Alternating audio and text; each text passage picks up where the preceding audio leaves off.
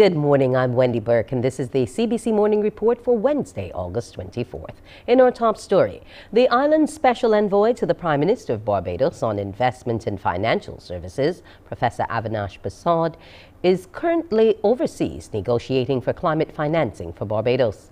Professor Prasad is taking a four-pronged approach to seek the funding. The four areas he has segmented the negotiations into are climate mitigation trust, concessional finance for resilience of climate-vulnerable countries, a mechanism for funding loss, and damage and natural disaster clauses in all debt instruments. Professor Prasad joins us live to update us on those meetings. Good morning to you, Professor. Good morning, Wendy. Now, in terms of looking at these instruments, spell out for us exactly what it is you have been seeking to get out of these meetings in Washington and New York. Well, one of the key things we're trying to do is emphasizing the challenges faced by all climate vulnerable countries, the countries that lie in the tropics, between the tropics of Cancer and Capricorn, and that these countries need priority towards concessional funding, and that means a very low interest rates, very long-term lending before you repay it, concessional funding in order to invest in resilience. Every dollar we spend before a climatic event saves between $4 and $6 afterwards. So better we invest now to build our seawater defenses, to build our better drainage and flood drainage, to make our homes more resilient and our roads more resilient. Okay, now we're looking at four areas. Are you looking to secure funding on all levels, or is one of these four the key priority for us? Well, we've already made a lot of progress internationally in being one of the people advocating for the creation of a new fund called the Resilience and Sustainability Fund, really targeted for countries like ourselves. It was established last year, partly with our advocacy, that of the Prime Minister of Barbados, and it's likely to begin with around $50 billion, and we are likely to be one of the first people getting help from that fund in order to build up our infrastructure and make our seawalls and flood defenses, and also issues of resilient agriculture. There was an agricultural investment conference last week, and part of the whole resilience and sustainability is about looking at our food chain. We've seen this food crisis at the moment with prices. Maybe we can contain the cost of living by having more regional food security, and that also means investing in regional transport to help us be much more integrated as a region. Okay, now when we look at the figure in terms of the money value for the protection of our vulnerable environmental space, and as we move more toward this 1.5, is there possibly any cap in terms of the quantitative value that we would be willing to accept in terms of the level of financing? Well, I think the number one goal is to make sure that the world is placing enough priority on this. We are arguing for $1 trillion of new lending for climate vulnerable countries to build up their adaptability and resilience. Once the world has agreed to that, or in the process of doing that, we then need our responsibilities to put up good projects. I don't believe that we're going to have a challenge as long as we have great projects, and great projects in terms of how effective they are at improving our resilience, how efficient they are, and I think that's really the goal, rather than thinking about caps.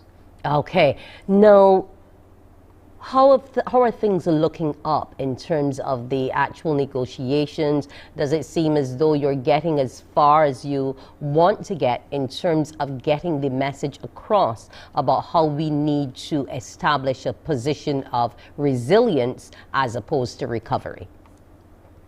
We are making progress. I mean, we really do believe in stretching the frontiers of the possible rather than living in some kind of righteous impossibilities. So we're looking at the doors that are opening.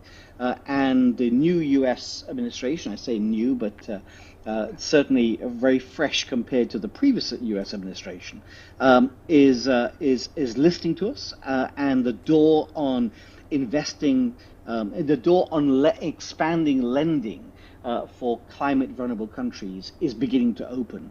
The door on spreading the Barbados style natural disaster clauses all around the world is beginning to open.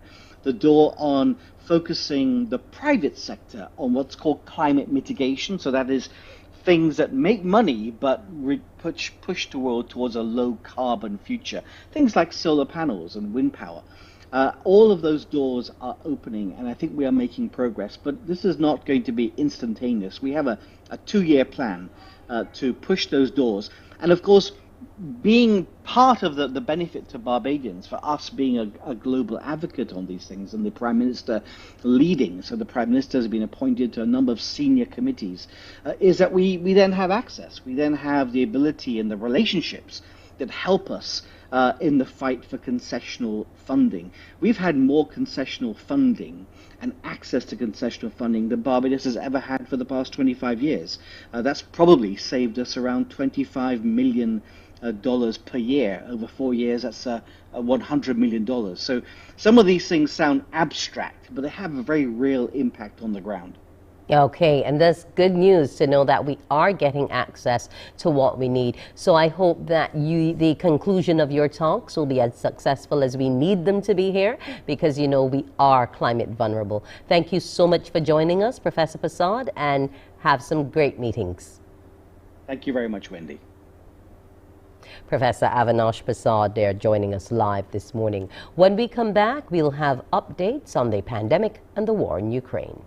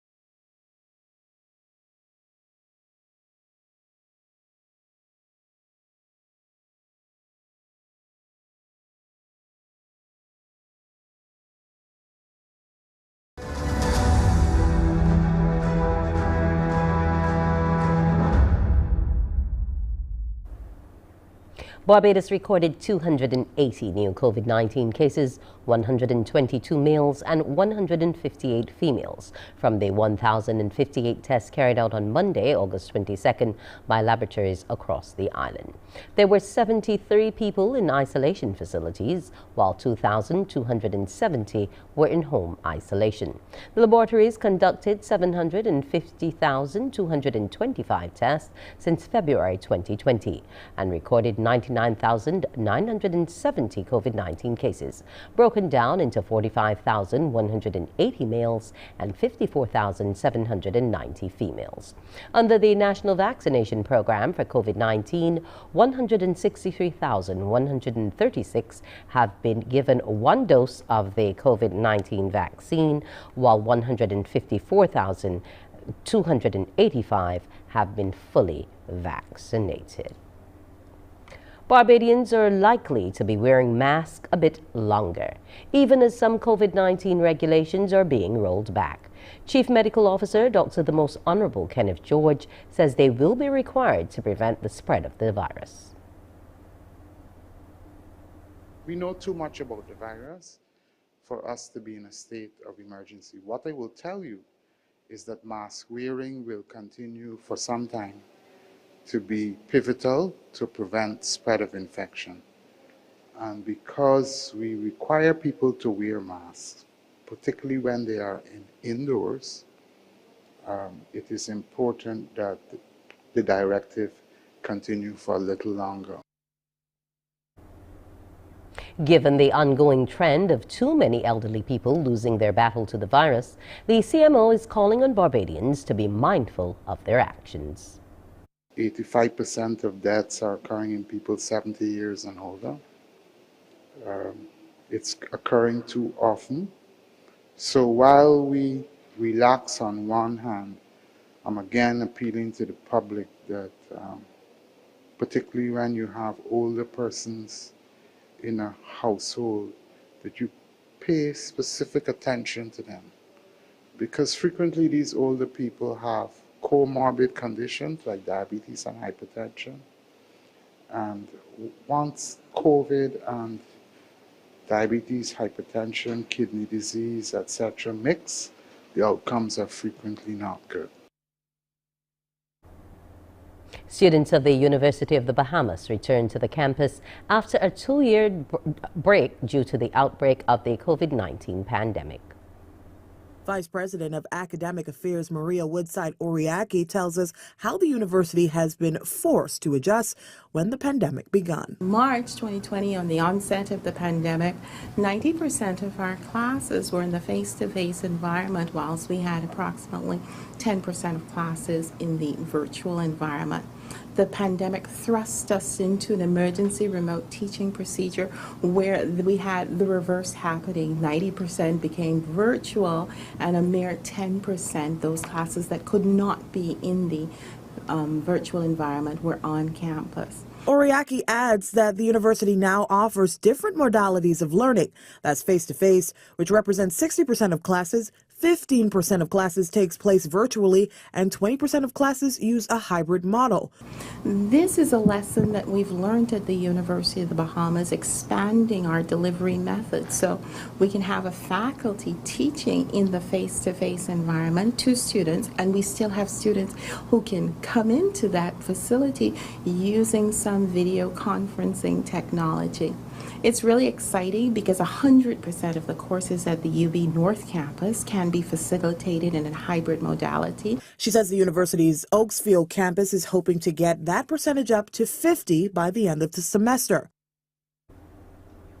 With Ukraine set to mark its independence from Soviet rule in 1991 today, which incidentally is also 6 months since the Russian forces invaded, President Volodymyr Zelensky warned of the risk of brutal strikes by Russia and said any attack would provoke a powerful response. The United States has also issued a security alert, yet Ukrainians are finding ways to mark the occasion. It's National Flag Day in Ukraine. President Volodymyr Zelensky attended a ceremony to honor the symbol of the fight against the invasion. Cities across the east and south have been occupied by Russia. Ukraine is fighting to get them back. We will never recognize someone's colors on our land and in our sky. We're always ready to defend our blue and yellow flag. I ask now to commemorate heroes who gave their lives for those colors with a moment of silence. Ukraine is also marking 31 years of independence from Soviet rule. The government has displayed Russian tanks and armored vehicles that have been destroyed during the past 6 months. Ukrainian officials say Moscow had been hoping to hold a military parade in central Kyiv to celebrate its victory. But this is what they got instead. Vera Baklan is confident her country will prevail. We pray every single moment for the war to be over. We believe in our army and we're sure it's going to be over with our victory, but it just depends on the time. Ukraine is on high alert. President Zelensky says Vladimir Putin is plotting fresh assaults, and U.S. intelligence agencies have warned Russia may be planning strikes against government buildings or civilian infrastructure. Kyiv is far from the front line and has only rarely been hit by Russian missiles since Ukrainian forces managed to push Russian soldiers out of the city back in March. But authorities are cautious. They're banning public gatherings and are asking people to take the air raid sirens very seriously. Since February, thousands of people have been displaced, injured and killed. Busha is a reminder of the atrocities Russian forces committed in their attempt to take the capital.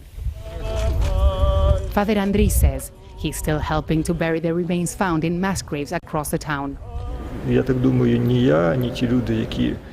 I think that neither I nor anyone who lives in Ukraine who witnessed the war can understand what happened. For now, we are surviving on adrenaline. But after everything that's happened, I'm worried that the aftermath will last decades. 6 months on, Ukrainians are fighting for survival against an enemy that is unwilling to retreat. It's time now to preview what's coming up on Morning Barbados. So we say good morning to Pearson Bowen. Good morning, Wendy, and good morning, everyone. Coming up today, when you join me at 6:30, we'll be introducing you to the new JCI West Indies president, who's doing her tour of the Caribbean just ahead of their conference, which happens in October. She's here, and we will introduce you to her, plus the new Barbados JCI president as well. So look out for that. Wendy, have you ever heard of the Exchange Museum? Wendy? Yes, Pearson. You've heard of the Exchange Museum? So they're going to be with us. We're going to be getting to hear all about it. So then you know where they are. Yes, they're going to be with us. There's a big event they're having on the weekend, and certainly when they join us, we'll talk to you a little bit more about that. And succession planning. We're talking HR with Hermab this morning, looking at succession planning. What is it? Who qualifies for it? How does it get done in the first place? These are just a few of what we'll be sharing with you when you join me at 6:30 for today's edition of Morning Barbados. It's back to you, Wendy. Thank you so much, Pearson. We're looking forward to seeing you at the bottom of this morning show. Now, more news on the CBC Morning Report after the break.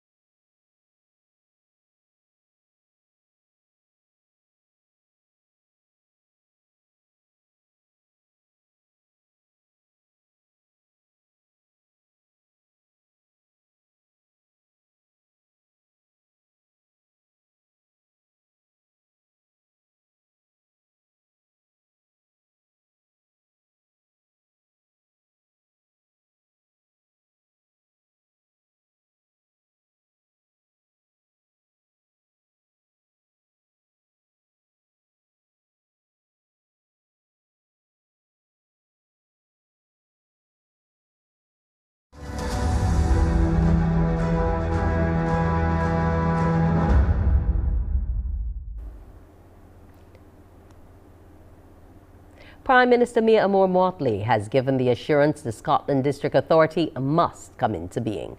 In one of her responses at St. Andrew's Speaks last night at the Allen School, Ms. Motley says there's a planning program for bringing services back to that parish. We are going to deal ultimately with the police station and civic centre, but the truth is I can't tell you that we're going to get it this year or this financial year, because the truth is that we're also dealing with the roads and we're dealing with housing and relocation first. And at the end of the day, the pocket still got a limit. It don't go all the way down. So suffice it to say that there is a planning program for bringing services back to the Scotland District so that people will want to remain in the Scotland District living. Now, it means how we build and where we build is of the utmost importance. And that's why even up to yesterday, the Member of Parliament took us to an area in Shorey Village where he wants to do housing, correct? And we've agreed with Mr. Lord that we will look and see what conditions can attach to us being able to do housing on that flat point there in Shorey Village. Meanwhile, Deputy Prime Minister and Minister of Transport, Works and Water Resources, Santia Bradshaw, says the Scotland District Rehabilitation Road project will be accelerated in the next few weeks as travelling in the area is difficult. We saw it yesterday, Prime Minister, when we had to traverse the various areas of St. Andrew, how difficult it is to get from one area to the other because the bridges are not operational or because the roads are also not in a good condition. And so we are trying to pull out all the stops to be able to accelerate this program, get as many construction companies involved to be able to accelerate the roads over the next few weeks. I didn't hear anyone ask about White Hills specifically in terms of the road up there, but just to say to you that that has also been high priority.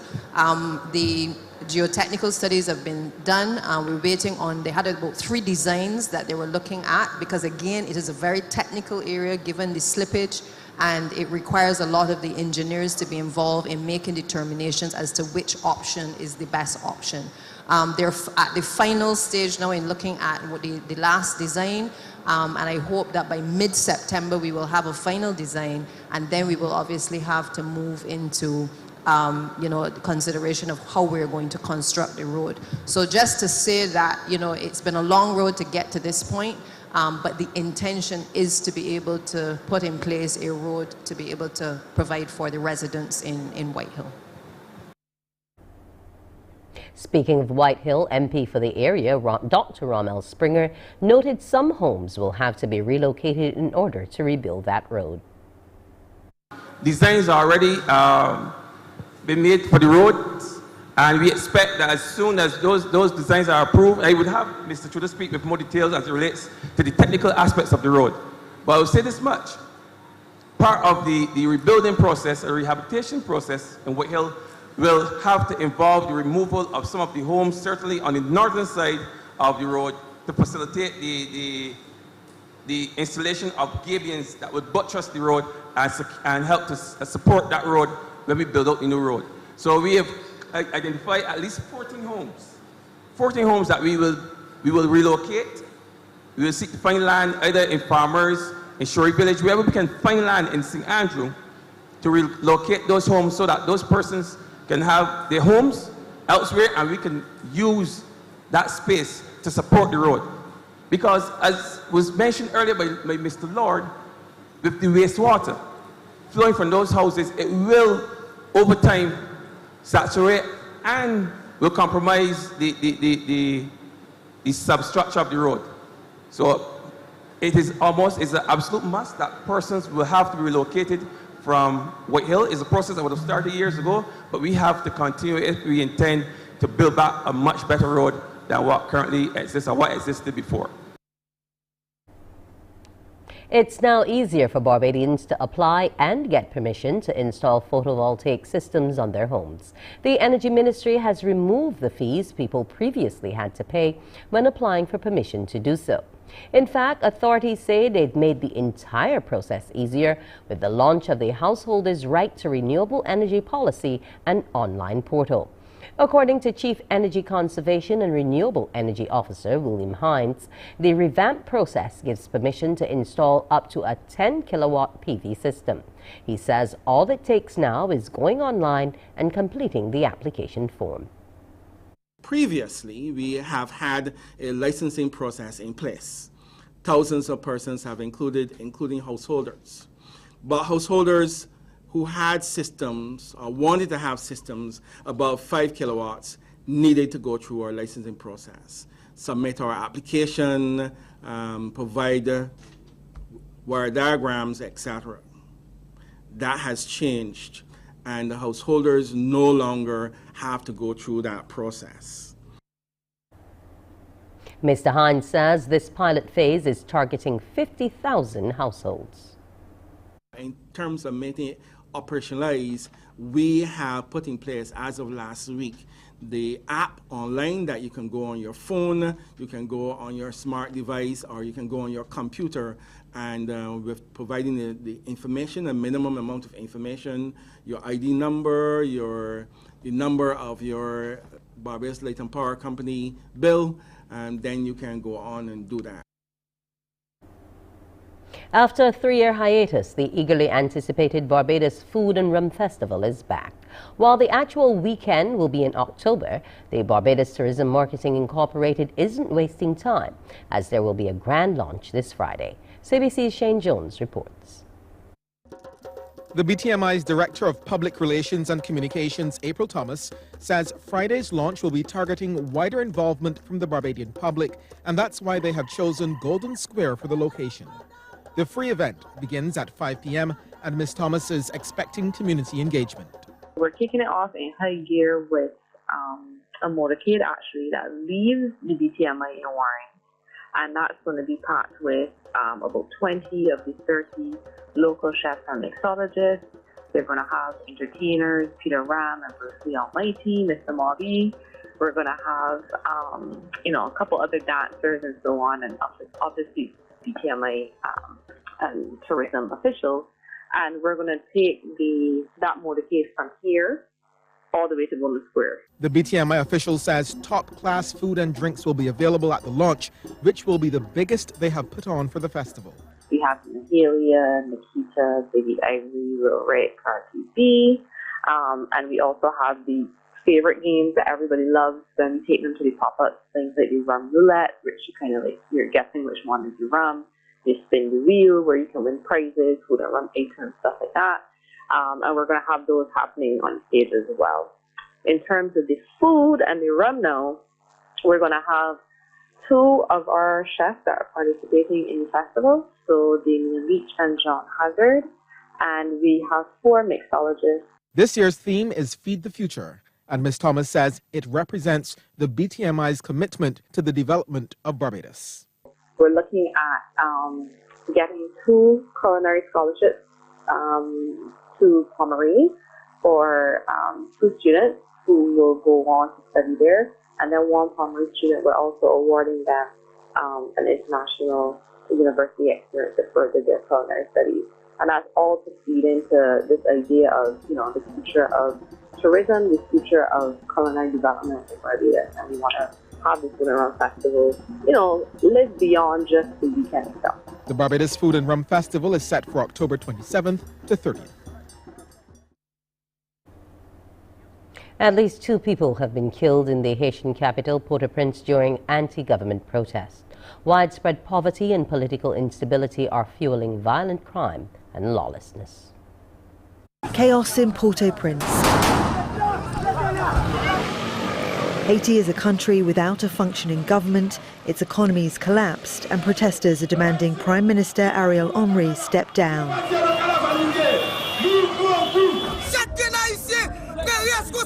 We Haitian people will demonstrate with our plates and spoons and blankets and pillows in front of Ariel Henry's house to ask him to resign because hunger and insecurity are killing us all. During the demonstrations, a man was shot and killed. Witnesses say the attacker fled in a car. Gang violence has surged since the assassination of President Jovenel Moïse last year. His successor enjoys support from the international community, but has been criticised for saying he has no plans to step down until elections are held. In sports, top Barbados player Kamal Cumberbatch finished second in the men's singles category at the Senior Caribbean Squash Championships being played in Jamaica. Last night in the final, Cumberbatch, the number 2 seed, went down in 3 sets to the number 1 seed, Chris Binney of Jamaica, 14-12, 11-5, 11-5. Binney, in the process, has become the first squash player to win double-digit Caribbean titles, with last night's singles crown being his 10th. The silver medal for Cumberbatch was his 2nd of the championship after he and Sean Simpson won silver in the men's doubles. The pair lost a 2 best-of-3 clash against number 1 seeds Nyron Joseph and Jason Ray Khalil of Guyana, with the match decided after going to sudden death twice. On both occasions, Guyana held on to win 11-10, 11-10. And in cricketing action, Barbados finally completed a full game and registered a win in the 2022 West Indies Rising Stars Under-15 Championship in Grenada.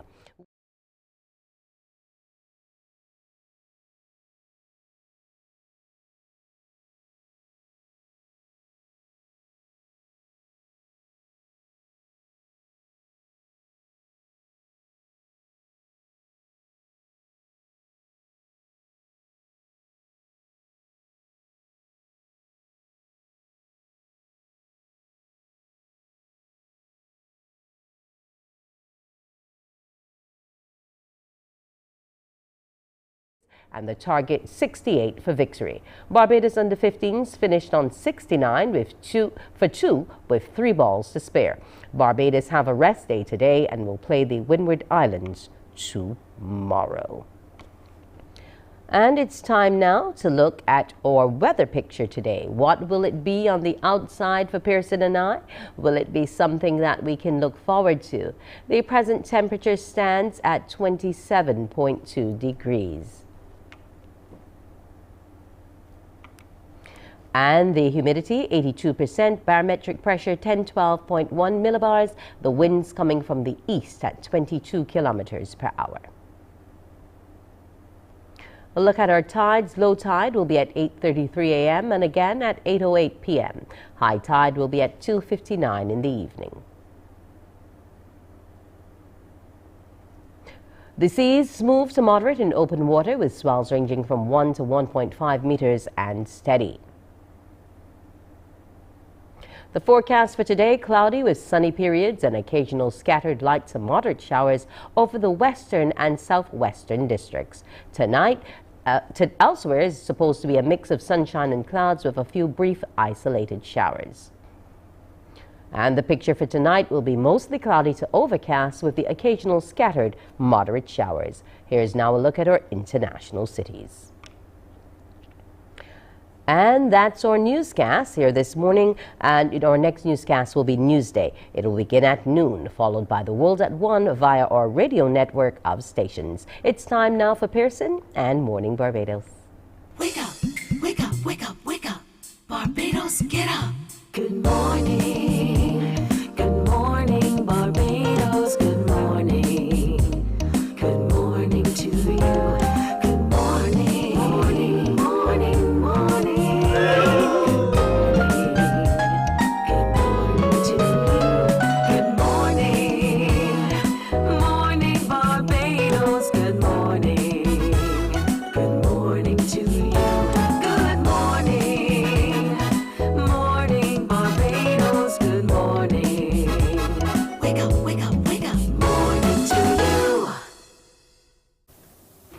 Well, I join with the singer in saying to you today, good morning to you, good morning, good morning, good morning, everybody. Welcome to today, Wednesday, the 24th of August, 2022. I'm Pearson Bowen, welcoming all of you here, there, everywhere. Thank you for joining us on our streams on YouTube and also on Facebook. As always, grateful for your company and your comments. Now, don't forget, today we'll give you an opportunity to win with NPure water filtration. That's right, there's a question I have for you. You can win yourself a case of water. Stand by for that opportunity. We will also today be pitching some more scrambled words at you. Some scrambled letters will come your way. The task for you, if you should take it up, is to unscramble those letters and define for me the word you see. Also today, we'll hear more from the St. Lucie Parish Independence Committee. They're having a big extravaganza of providing opportunity for small and medium-sized enterprises to make money and to develop in St. Lucie. So listen for that chance today too. Also, when we talk HR with Hermab, we're looking at succession planning. A number of you need to pay attention to this. This is going to be rather interesting. Who is eligible for succession planning? What is succession planning and the like? All of those questions we'll dig beneath so that you're a lot clearer today. Wendy says she knows, but do you know where the Exchange Museum is? Do you know what is the Exchange Museum? Do you know what's happening this weekend as it relates to the Exchange Museum? All of those questions we will respond to this morning. But let's get started this morning by looking at the ongoing work of the JCI Barbados, JCI West Indies as well. And so this morning, let me introduce you to JCI President of Barbados, Dario Stout. And with him is Brittany Romeo, who is the 2022 JCI West Indies President. Good morning, both of you. Good morning. Good morning. Brittany, let's say good morning and welcome to Barbados. Welcome to my sunny isle. Where are you coming from? Thank you so much, Pearson. I'm coming from Trinidad and Tobago, but my hometown is Tobago. Oh, that's all right. You're just across the road from us, literally. Indeed. But here you are now. You're the 2022 president for JCI West Indies. That must be a tremendous honor. Yes, I'm truly honored. And sometimes I pinch myself thinking, wait, did this just happen? But I'm truly grateful for the opportunity to serve and, of course, to be able to continue to fulfill the mandate of JCI throughout the West Indies. So how did that happen? How did you become the president for JCI West Indies?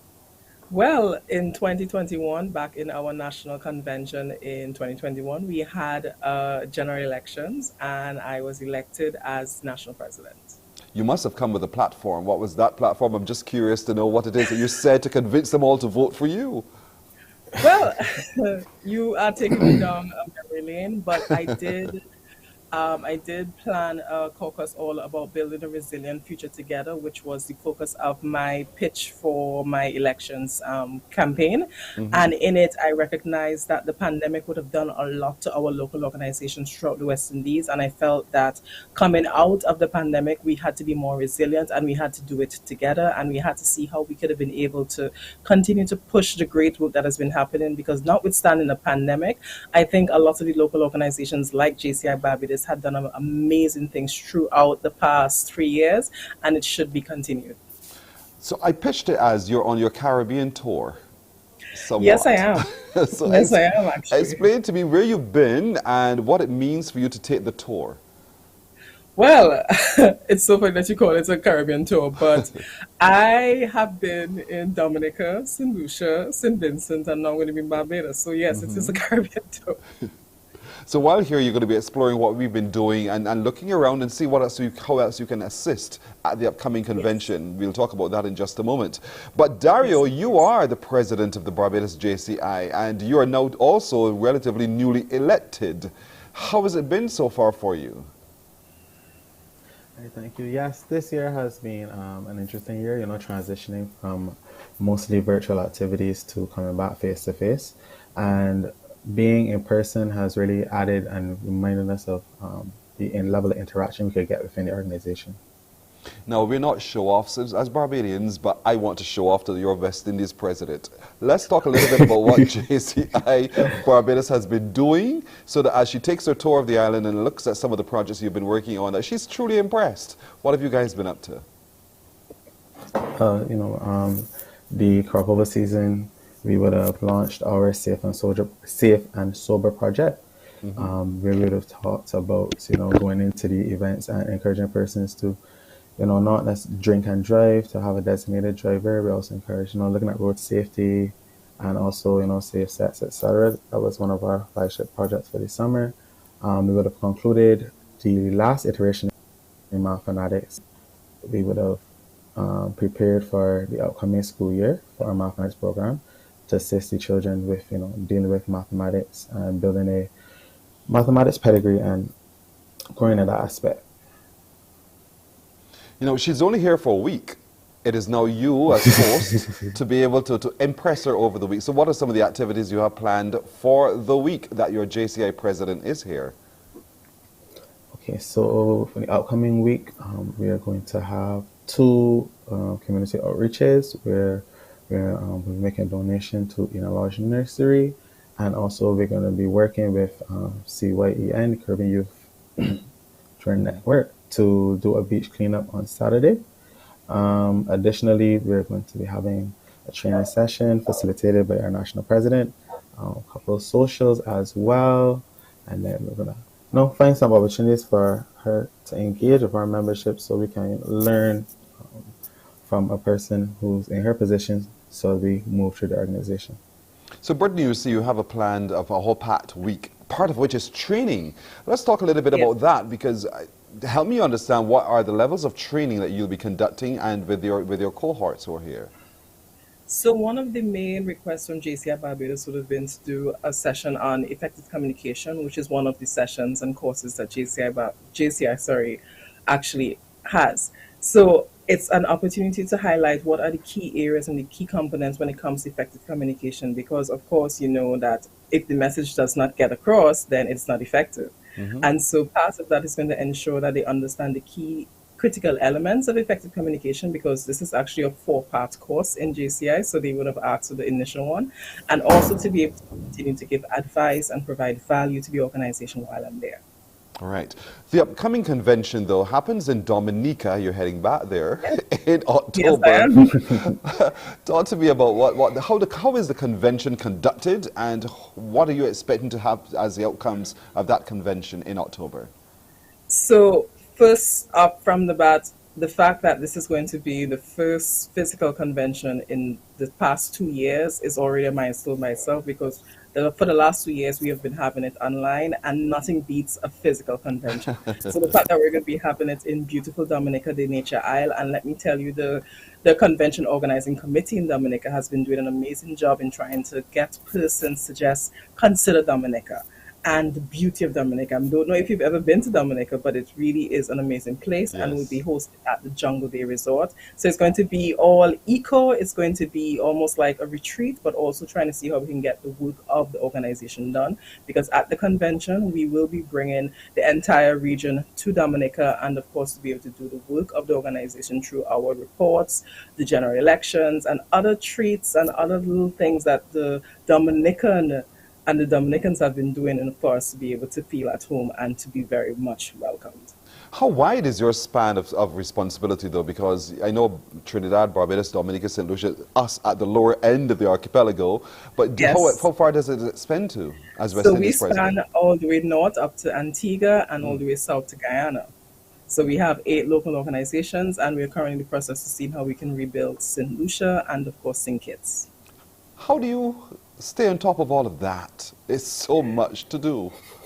Well, the thing is, I have an amazing team alongside me, and of course, national councils like Dario, to make sure that the work of the local organizations is being executed and done in an exceptional way. And that way, for me, it's a lot easier, because I can always check on their social media, read their reports, and have conversations with them on a regular basis to see what is going on, how we can be able to provide value and assistance at any point in time. Dario, what keeps you connected with all of this? What is it about JCI that really inspires you enough to want to stick with it? Well, the opportunity for personal growth is one thing that has struck me. The different positions that we get to hold in terms of leadership, the value offered by the different trainings, such as effective communication or effective leadership, for example, or project management. There's always something to learn. And additionally, I know that persons within the organization always have their best interests at heart. Persons who've been there before encourage you to be your better self. That's one of the things I really love about JCA. Well, you guys are doing fantastic work. Brittany, we're truly impressed by you. Brittany Romeo is a JCI West Indies president. I mean, that title carries a lot of weight, but she seems to be able to live up to the office. Oh, what's the heaviest weight about it, do you think, for you so far? I think it's about managing expectations and realizing that you only have 1 year to lead. So you have to ensure that you're able to inspire others to want to take your space when the year is over, and to see how you can be able to create that impact. I think that's maybe it. You sound strong enough, so I'm convinced that you are able to carry that responsibility handsomely. And I wish you the very best indeed for this year as you reign as president of JCI West Indies. Congratulations on that, and I wish you much success with the upcoming convention and your stay while in Barbados, visiting the different projects that JCI Barbados has been engaged in. And I hope that you, at the end, will have a very good report about the progress here. I'm sure Dario joins with me in agreeing with that. Right, Dario? Definitely. All right. Definitely. So Dario Stout, president of JCI Barbados, with Brittany Romeo, JCI West Indies president as well. Good luck on all of your ongoing projects and the upcoming convention and everything else you have planned. And thank you for joining us here on Morning Barbados. Thank you so much for having us. You're very welcome. We'll take a break right here. We're coming back in just a moment. Morning, morning, morning. Good morning. Good morning to you.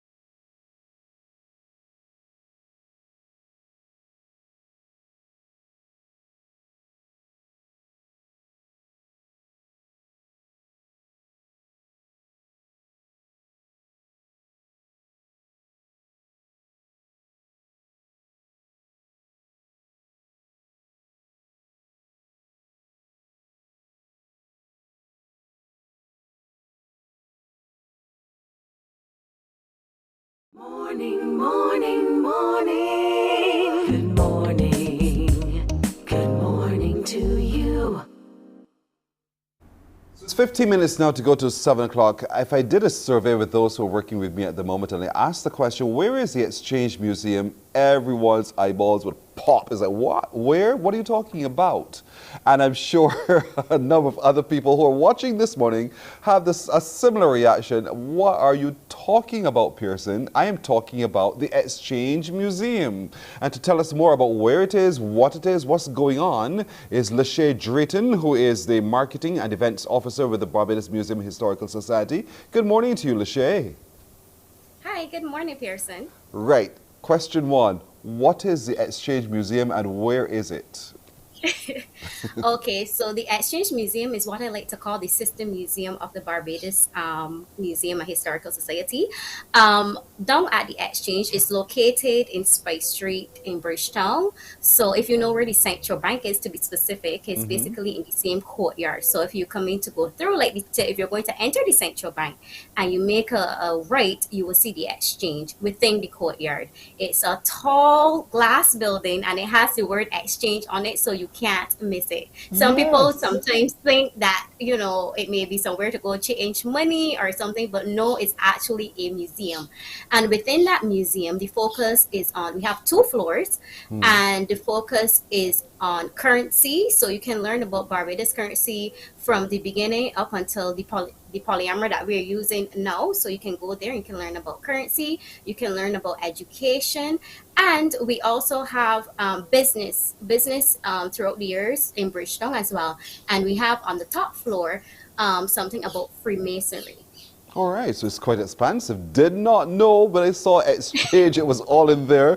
Joining us this morning is, look, that's a familiar face to you, I'm sure, Lachey. That's Elena Pinder, who is your communications coordinator. Elena, good morning. Welcome.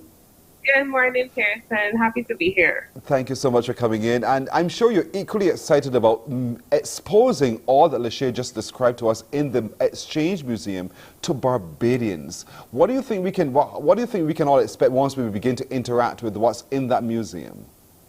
Well, as you said, interact is a very crucial word. So it actually is an interactive museum.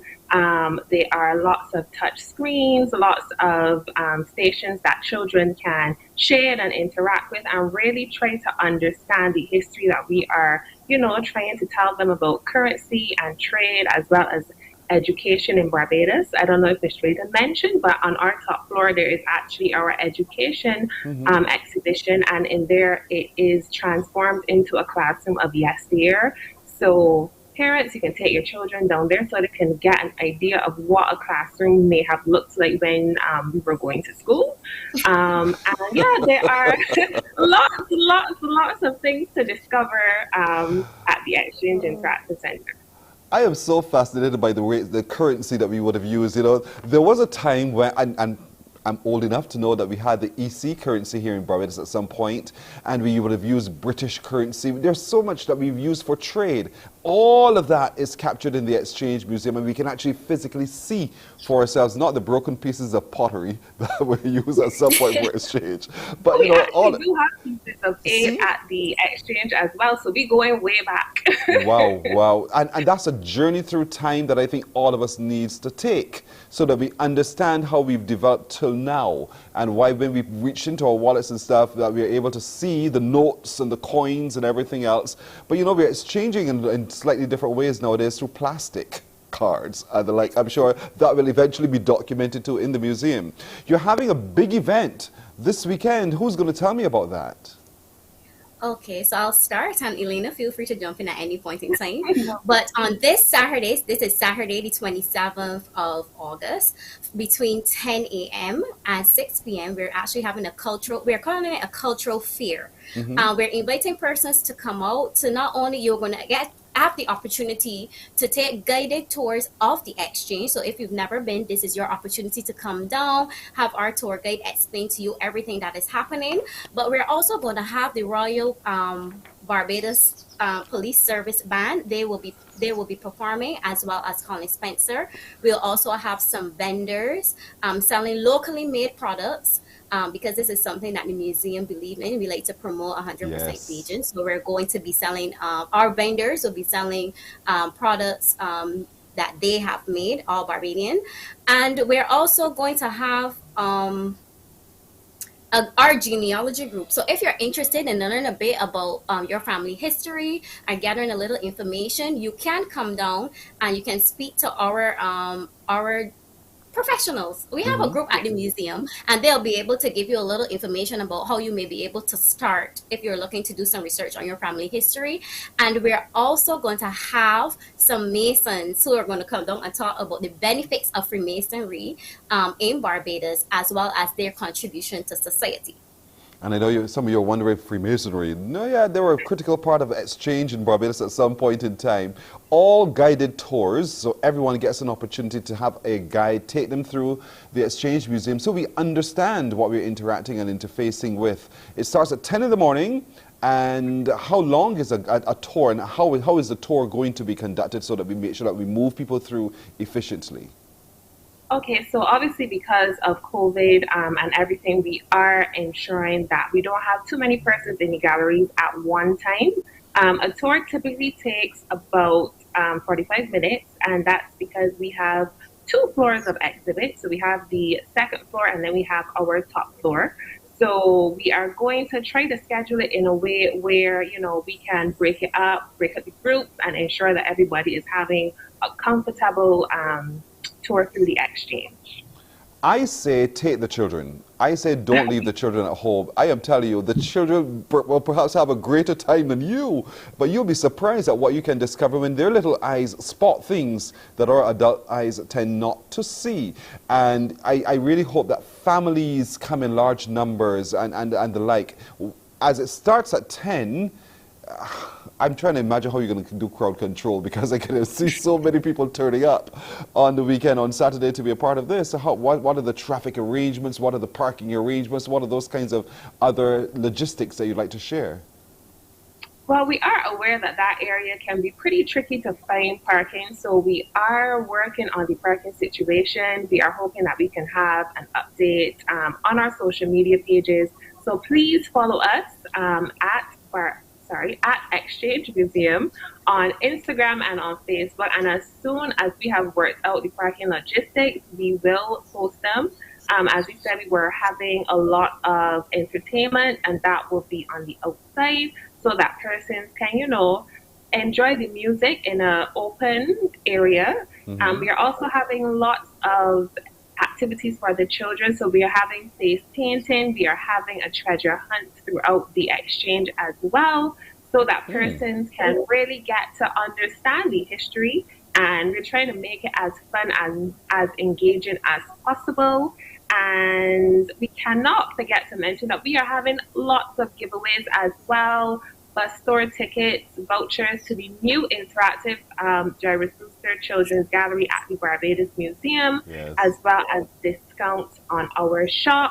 And all of these are compliments of the Barbados Museum and Historical Society. So it is really going to be a fantastic day, not just for the adults, but also for children as well. Indeed. Lachey, when I stop to think for just a moment, there's so much work you guys are doing at the Barbados Museum and Historical Society in encouraging new ways for us to interact with our past or history. And as was just mentioned, the Jairus Brewster Children's Gallery, let me tell you, my godchildren love it in there. So much in there, I used to visit again and again. And I would want Barbadians to better understand the kinds of exhibits that you have there at the museum. So explain to us briefly, what it is that is there, so that when we drive past, we take the time to stop and go in to engage. Okay, well, at the Barbados Museum, we are very happy to say that currently we have a temporary exhibition. It started at the end of November when we became a republic. So we do have an exhibit. It's a temporary exhibit, and it's actually going to be up for a year. So it's actually tracking Barbados history throughout the past 400 years. So you can see where we have grown and where we have come from to the point where we became a republic. And that's something I think that all Barbadians and visitors should actually come and see. We also recently launched at the beginning of this month another temporary exhibition on intangible cultural heritage, which is something that I think sometimes we take for granted. But I wish that persons would come out also and see that gallery.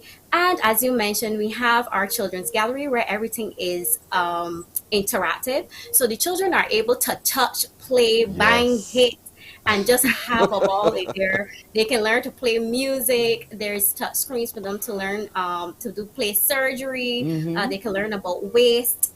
We do have a craft corner in that space. It is just an amazing space. And as you mentioned, most children don't want to leave. They come and they just, some of them even cry. So the parents have to let them stay a little longer. So I would encourage people to come down to the museum because we do have some new things going on, and we've just refurbished our Warmington gallery. So that's also something that people can come and see. So we do have some new stuff going on at the museum. Glad you said it because, you know, folks, if you did, I took a tour and I saw that there's a space dedicated to music and the development of music through the time, showing some Barbadian people as, look, it is so good at the Barbados Museum. So don't look at it, that old stuffy building right there. In that building are some real life experiences that you will have when you engage with the exhibits that are there.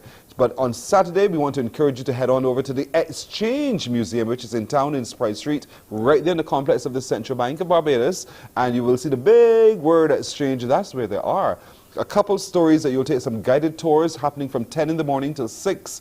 There will be everything happening there for the entire family. You can see it on your screen. Explore the history of currency, trade, business, education with a complimentary guided tour of the exchange. Plus, enjoy the treasure hunts, the live performance by the Barbados Police Band, Colin Spencer. There will be local vendors there, face painting, food and drinks on sale, the big giveaways as well, and a whole lot more. Adults, you'll only pay $10. Children is just $5, but it's going to be quite a day of education, enlightenment, and entertainment. And it's all happening with the Barbados Museum and Historical Society. Thank you, ladies, for joining us this morning. Is there anything else you'd like to add that I may have missed? Yes, please. I would like to say thanks to our sponsors, the Barbados Museum and Historical Society and Parsons Pest Control, as well as the Central Bank, because our event will not be possible without the sponsors. So we really want to say thank you for coming on board and believing in what we are doing. And we're very excited to have to come out on Saturday and have a good time. Well, I believe in what you're doing. I truly believe. I'm sure many Barbadians do as well. And for those who have never been to the Exchange Museum, Saturday is your day to go, to learn, to know, and tell others about your experience as well. Thank you so much, Lachey Drayton, who is the Marketing and Events Officer with the Barbados Museum and Historical Society. With her is her Communications Coordinator in Elena Pinder. Ladies, thank you. Best of luck and success. Thank you so much, Greg. We hope to see you down there as well. Fingers crossed, toes as well. We shall see. Thank you very much. Take care indeed. All right. Oh, by the way, we'll take a break. When we come back, I'll give you a chance to win a case of water with NPure water filtration. Stay with us. Morning, morning, morning. Good morning. Good morning to you.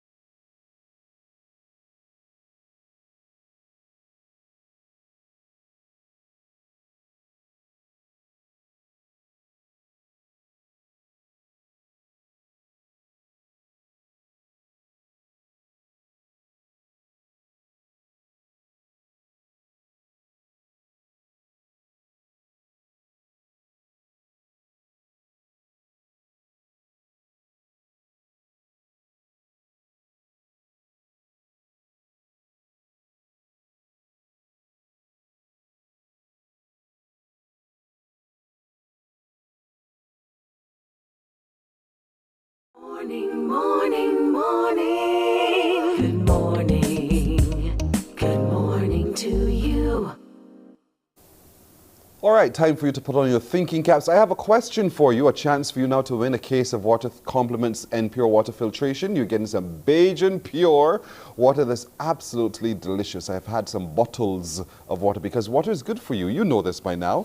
So are you ready for today's question? By the way, you give me a call with the answer on 228-5562 or 228-5563. Those are the numbers to call with your answers. The question is, what flour is used on the label of N-Pure Water Filtration's Bajan Pure water bottles? What's that flour? What's that flour on the label? Look at it carefully. What's the flour on the label? Give me the name of the flour on the label. Call me now, 228-5562 or 228-5563. Answer it correctly, and a case of Bajan Pure purified water is yours. What flour is used on the label of the N-Pure Water Filtration Bajan Pure water bottles? 228-5562 or 228-5563. It's as simple as that. You get it right, and you win a case of water. Remember, water hydration of the body is critical. The body is a lot of water. It helps with your perspiration, filtration, and a whole host of things, other things I've told you about. 228-5562 or 228-5563, let me know. And what is the flour used on the label of the Bajan Pure water bottles? Good morning, hello. Good morning, Mr. Boyne. Hello, my friend, how are you? Fine, thank you, and you? I am great, good as always to hear you. You always sound so, thank you for watching. You always sound so bright and beautiful. I just love it. You're welcome. What's the answer, Marlene? Pride of Barbados. You sure? Yeah. Is there another name for that? We used to call it a flower fence. The flower fence? Yeah. Why? Because I had those little gold pretty flowers and red flowers. They're both gold and red. Oh, okay. That's the first I've ever heard that. Honestly, Marlene, that's the first. But there's another name for it too? I don't know about any other name other than Pride of Barbados. Have you ever heard of peacock flower? No. No? I learned of it this morning for the very first time as well. Peacock flower. So you're right. The Pride of Barbados is the flower that you will see. I know it's right there on your screen, right? Yeah. Duh. Okay. All right, Marlene, you stay on the phone. We'll take some more details from you. And congratulations, you've got your case of Bajan Pure purified water. Congrats. All right, there she is. That's Marlene, my friend. She's answering correctly. The Pride of Barbados flower, or the peacock flower otherwise known. She called it another word, fence something. But that's the flower that you will see on the label of Bajan Pure purified water. Lots of it. She's got herself now a case of Bajan Pure purified water. And perhaps you might consider when you head to the supermarket today, tomorrow, the weekend, that you will pick up your bottles of Bajan Pure purified water. Remember, water consumption is absolutely critical to your better living. It helps it flow right through your body, cools and calms you. It's great for rehydration. For a number of you tend to want to reach for something else a little sweeter.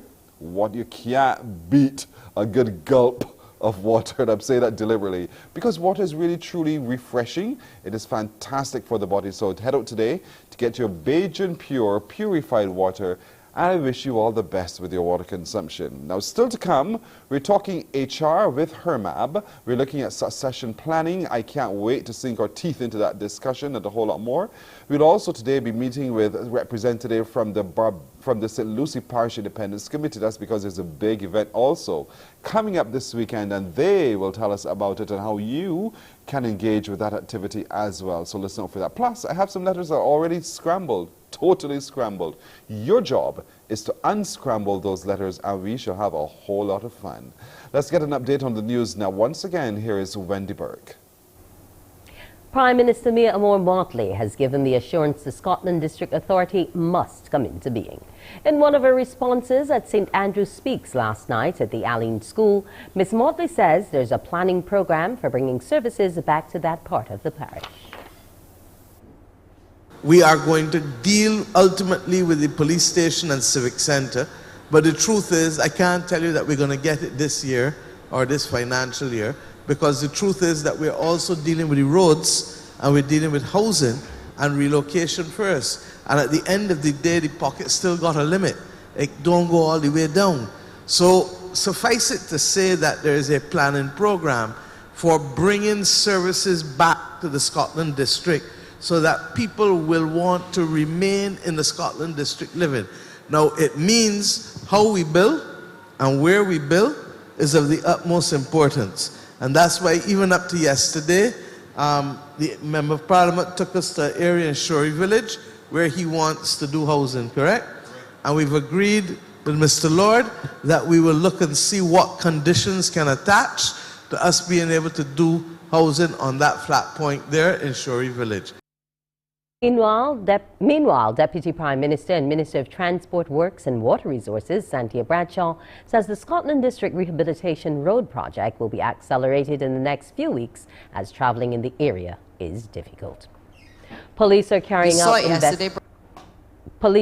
out investigations into a shooting incident which occurred yesterday about 6:45 p.m. at 4th Avenue, Goodland, St. Michael. Around 4:45, police received the report that 3 men came from the area of a track leading from Goodland Main Road onto 4th Avenue, Goodland, St. Michael, and discharged a number of shots at 2 males who were standing in the road. The bullet struck one of the men. One male received injury to both legs and he was taken away from the scene in a private motor vehicle for medical attention. Investigations are continuing and anyone who can provide any information in the matter is asked to call the Blackrock Police Station at 417-7500. Barbadians are likely to be wearing masks a bit longer, even as some COVID-19 regulations are being rolled back. Chief Medical Officer Dr. the Most Honorable Kenneth George says they will be required to prevent the spread of the virus. We know too much about the virus for us to be in a state of emergency. What I will tell you is that mask wearing will continue for some time to be pivotal to prevent spread of infection. And because we require people to wear masks, particularly when they are indoors, it is important that the directive continue for a little longer. Given the ongoing trend of too many elderly people losing their battle to the virus, the CMO is calling on Barbadians to be mindful of their actions. 85% of deaths are occurring in people 70 years and older. It's occurring too often. So while we relax on one hand, I'm again appealing to the public that particularly when you have older persons in a household, that you pay specific attention to them.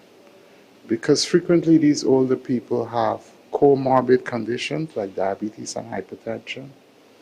And once COVID and diabetes, hypertension, kidney disease, etc. mix, the outcomes are frequently not good. It is now easier for Barbadians to apply and get permission to install photovoltaic systems on their homes. The Energy Ministry has removed the fees which were previously paid when applying for permission to do so. Authorities say they've made the entire process easier with the launch of the Householders' Right to Renewable Energy Policy and online portal.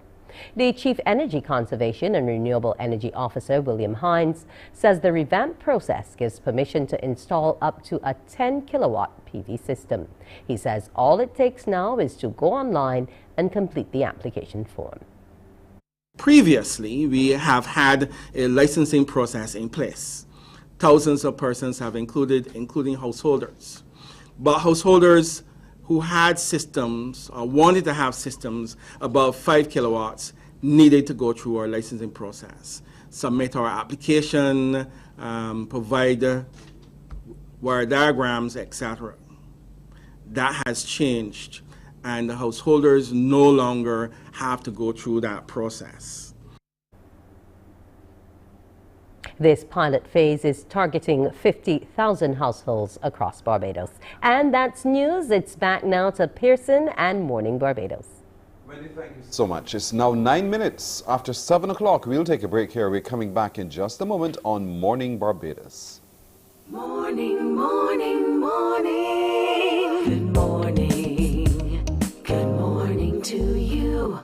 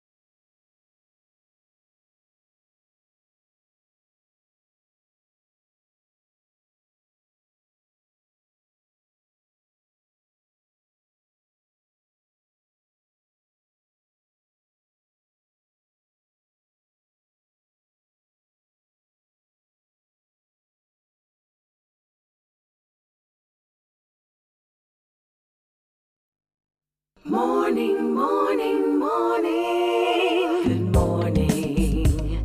Good morning to you. It is now 10 minutes after 7 o'clock as I turn our attention to HR with HERMAB. And today joining us is Shane Howell, who is the past president of HERMAB. And with him is Paula Walcott, vice president of human resources. Good morning, both of you. Good morning, Pearson. Good morning, Barbados. Indeed. Thanks so much for joining us. Now, we're talking a big subject today, Shane boy. We're talking about succession planning. And I know a number of people have heard that term over and over again. It's bandied around in organizations, and somehow it never seems to get done for a lot of people. It's not clearly articulated and the like. So, Paula, I'll start with you. Can you give me the definition? What is succession planning? Sure. Thanks, Pearson. Succession planning really is a process that you would go through to identify which roles within the organization are business critical. What are your mission critical roles that if there's any disruption at all, your business would be in trouble or you would be at risk. Once you identify those roles, next you need to look and see, well, what's my talent pipeline? Who are the people available to fill those roles to allow us to minimize that risk? And that's really what it is in a nutshell. It's about being able to deal with any sudden departures or planned departures from your organization that could impact your operation. I guess a little scary, because when you begin to define it like that, you'll think one would automatically think all roles are important, but when you say the mission critical ones, you're thinking I could dispense of all the others, and that's not necessarily what we're talking about here at all. But we're talking about continuity, the continuity of the business in the event that for whatever reason either a person dies or leaves, or the business is disrupted in some kind of way. And so, Shane, why should businesses really do this? Why should we engage in succession planning?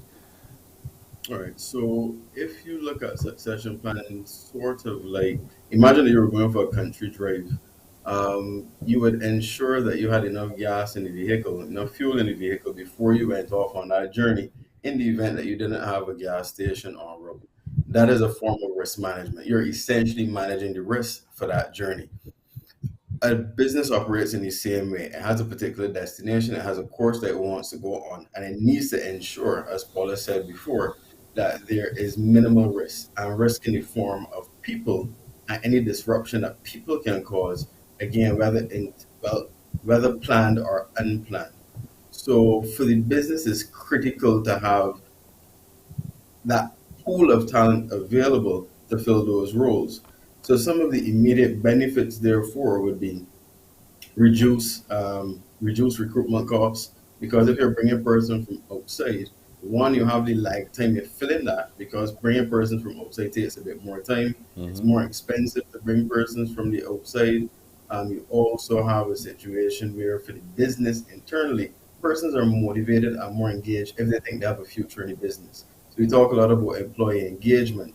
If you want your persons to be more engaged, to be more productive, if they believe that they have a future, if they believe that they can grow within the organization, they're likely to give you more of what you as a business naturally want. Like I said, from a risk management standpoint, it means that you don't have to compromise your goals. You don't have to lose traction when you're trying to make progress on the strategy that you have in place for your organization. So ultimately, just for that brief response, I think you can garner that there are benefits to the business itself and not losing ground while moving towards its goals, but there are also benefits to the employees as well, where a business is practicing succession planning and doing so effectively.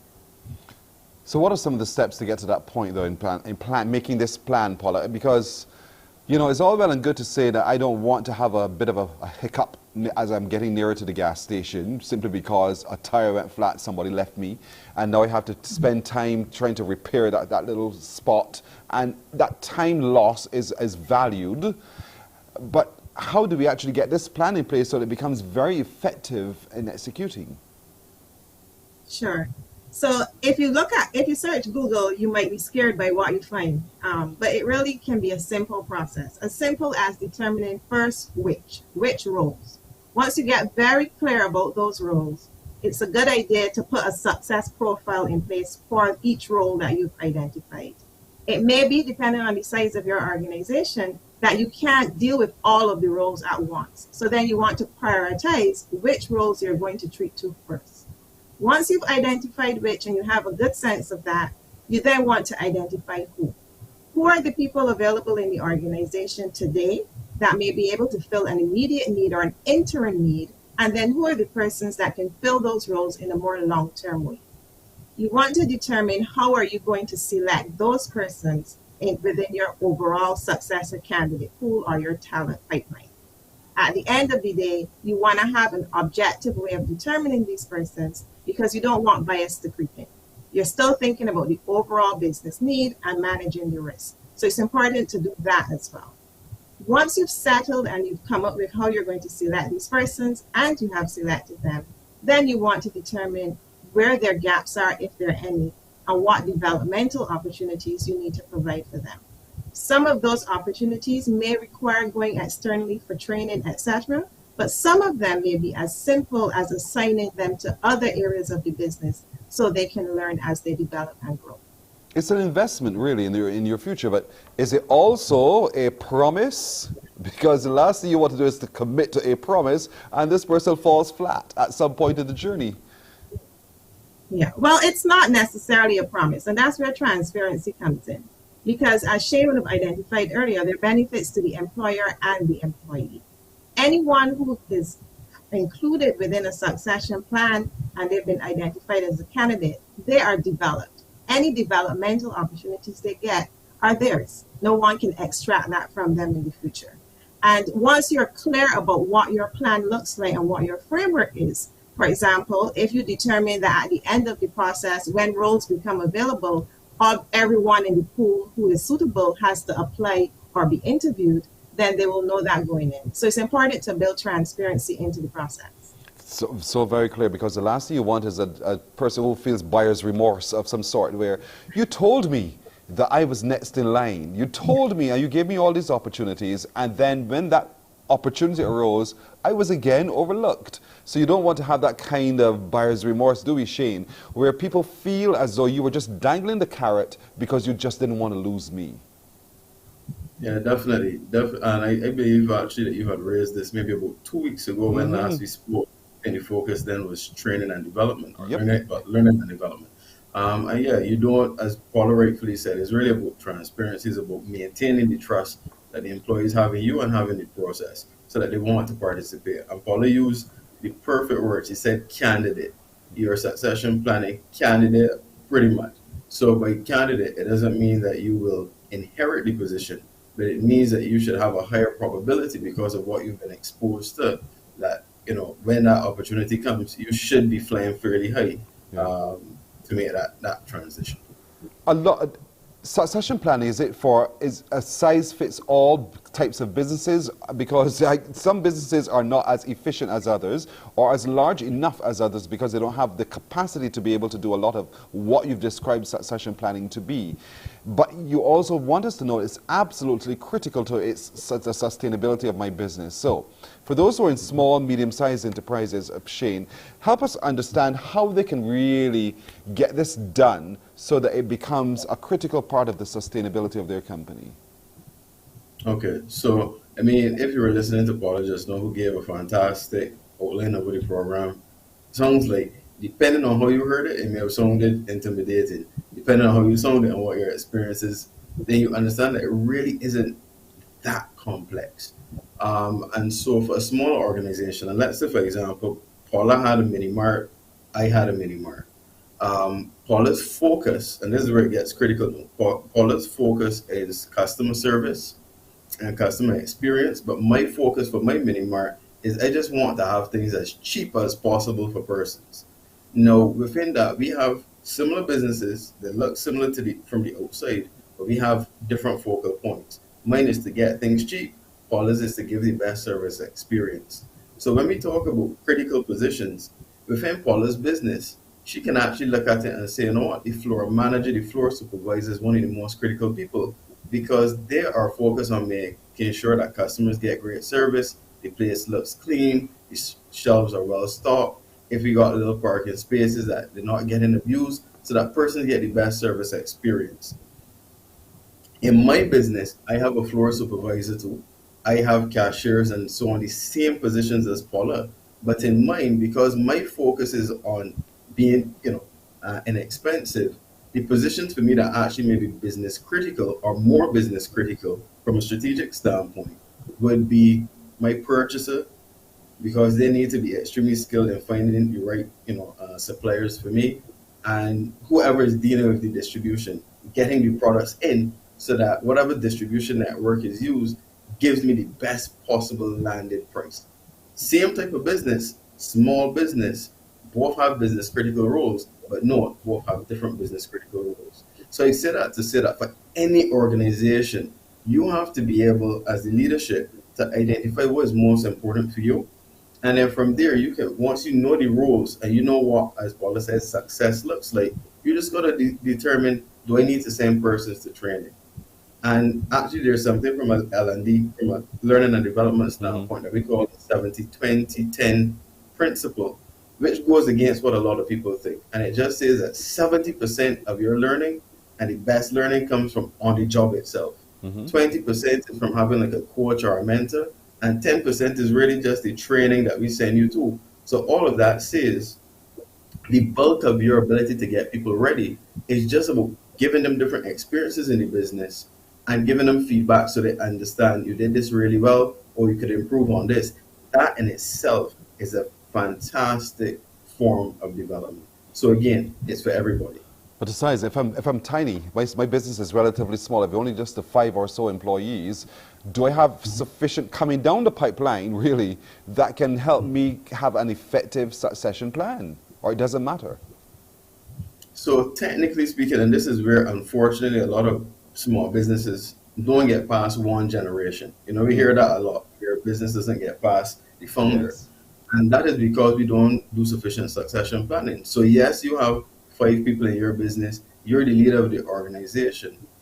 Depending on how you've been recruiting, there should be some person behind you that has a knowledge of what you know, has some knowledge, so that in the event that you're not there, this is where you can then take vacation. This is where if you go up on sick leave, the business can still function. There should always be some person who can kind of do things in your absence. So I would say even in that business, yes. In some cases, if you don't have the internal talent, then it does mean that part of your plan is to identify and start making contact potentially with persons that you can bring into the organization should you exit, if you can't find that pool internally. So I would say the first thought, to a large extent, should be internal. But if you don't have it, or if strategically, the business has to change a bit, and everyone in the business kind of thinking the same or been doing the same, then it might make sense for you to look externally. So again, this is a business decision that has to be made based on certain factors that you as the leadership have to be able to address. Yeah, it's mission critical indeed. And so, having developed a succession plan, Paula, should I tell all of my employees? And if I should, how do I tell them what that succession plan is? Well, you need to actually tell them about the framework. So whatever that is for your business, whatever that looks like, whether it is every year in August, I'm going to look at the pool of persons I have, whatever it looks like in your space, you want to communicate what the overall framework is. Because in the absence of knowledge, people will make it up, and they may actually err on the side of saying you don't have one. So you want to communicate at a high level what the overall plan is. But you also need to engage specifically with your managers, supervisors, team leads, the persons who are going to take responsibility, because while HR may drive this where HR exists, there are many organizations that don't have a dedicated HR person. So you want to engage with the people who are actually going to be responsible for developing others and growing the leaders behind them, or developing those persons within the organization who need to be able to step into your mission critical roles. You also need very specifically, in a more meaningful way, to engage with your successor candidates, whoever are the persons you've identified in your pipeline. This is absolutely important, because if you're keeping your plan a secret, or you've shared it with the entire organization, but you have not drilled down to actually engage with those persons, let's be fair, there are delays that happen in implementing. You may not get to the point where you start to develop them, but if you don't have a conversation with them, they may be looking at your competitor who has a plan in place. and your competitor may be doing what you should be doing and engaging directly. So you want to make sure that your communication plan doesn't stay at the high level, but you drill all the way down. Sometimes you get a little bit hesitant to share the full plan with everybody simply because someone in the chain might feel, I should have been one of those candidates and somehow I was not pointed out. And so that creates a little bit of discomfort in the organization. How do you manage that? Well, that's where crucial conversations come in. At the end of the day, once you're in a leadership position, a business ownership position, you need to be prepared to have those kinds of conversations. Remember that we encourage you to build a success profile for the role.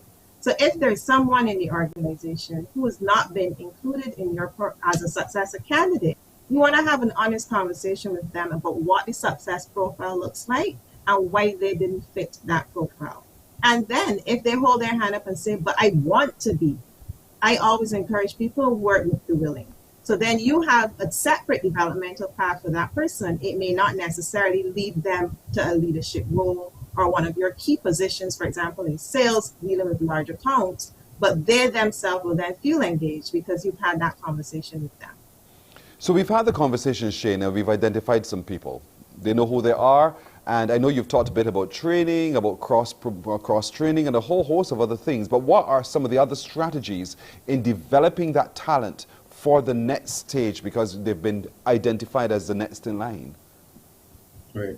So following from that, and I actually use this example. Early in my career, I remember that my leader at the time, we were prepping a presentation to make to business ownership.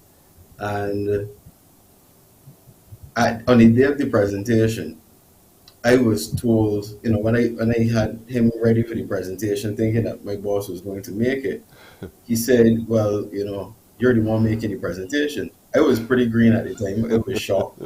Maybe it could have been done a bit differently. Maybe I could have gotten a bit more prep. He said, you've been building this presentation. You've been working in the weeds. You understand it.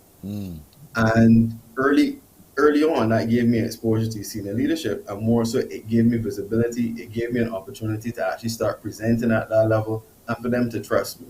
So when we talk about opportunities, we talk about those types of things as well. It is one thing to do the cross-training. It's one thing, which is fundamental. So let me not seem as though I'm diluting or discounting that. The training is critical. The opportunities to actually do the work, the opportunities to make the presentation, to attend the board meetings, to engage persons at that level, to be part of the networking conversations, to attend events, to prepare the report, where you actually do the work and get put in the situation that preps you so that when the day comes, you don't have to walk in your first board meeting when you're promoted and suddenly be like, this sounded really good in theory, but it's a whole different experience now. Yes. So actually getting those practice opportunities are fundamental parts of how we can actually develop and expose persons to the role. Fill-in opportunities when persons go on vacation is a fantastic opportunity as well. But again, it goes back to not throwing people in at the deep end, which I think we've gotten comfortable to doing, but prepping them, giving them all the little steps so that when they get there, they're actually ready and it isn't intimidating and it doesn't turn them off from the actual role. Essentially, we don't set them up to fail, but we set them up for success. It is so critical indeed that businesses actually begin now to start looking at this, because as we're aging out of the working force at the same time as well, but we need to have continuity plans in place. So succession planning steps right into this. So who's responsible? I know you say to me it drills down even to the supervisor level. Who is responsible for driving this entire process in any organization so that we do have a successful continuity plan? Paula? You want to talk about it? I was waiting on Shane to tackle that one. But the reality is that the business owner ultimately has a vested interest in ensuring the continuity of the business.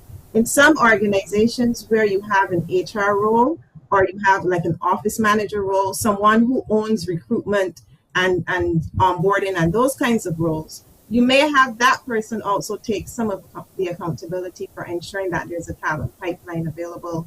And the reality is everyone, every business owner, every HR person, every office manager, every supervisor should always have a recruitment recruitment on their mind. As you interact with people at other organizations and they fit the profile of what you need in your business, you should start to engage with these people. It's important to have a pipeline, not just internally, but have contacts externally. Because one of the challenges you may face is the time to fill roles if that departure happens suddenly. So it's something that needs to be owned not just by one person, but by everyone in the organization who has a responsibility for developing others. If the organization is small and all of those roles converge on the business owner, then the business owner has a responsibility to ensure that there's a pool of talent available. So business owner watching, HR practitioner watching, those of you with small and medium-sized enterprises watching, you're thinking, oh my golly, this is so much. Don't panic, there's HERMAB. There's HERMAB available to assist you indeed. And so that organization is one to which you can turn if you have any questions, queries, or need of support or clarification on a few things. But there's membership to HERMAB as well. And I keep saying membership brings tremendous benefits. We have some excellent HR practitioners in HERMAB who are ready, once you're a member, to be able to go beyond most of what you perhaps would expect. And so I want to encourage you to head over to hermab.org and sign up, become a member. And you don't necessarily have to be an HR person, but you just want to be able to upskill yourself in human resources as well. You can also have associate membership there as well. Shane and Paula, thank you so much. This has been quite a discussion. I like the idea. I hope that many people today who have not yet given thought to succession planning have been spurred to take action, or at least to begin the discussion within their organizations as to putting things in place. And if you need some assistance, again, HERMAB can help guide you in the process. So Shane Howell and Paula Walcott, thank you. All the best. Looking forward to seeing you guys again sometime soon. Great. Thanks a lot, Pearson. You're very welcome. We've just been talking HR with HERMAB. Remember, succession planning is critical to any organization. If you are an employee and you need to know what your succession plan is in your organization, ask a question, get an answer, and let's see how it goes from there. We'll take a break right here. We're coming back in just a moment. Morning, morning, morning. Good morning. Good morning to you.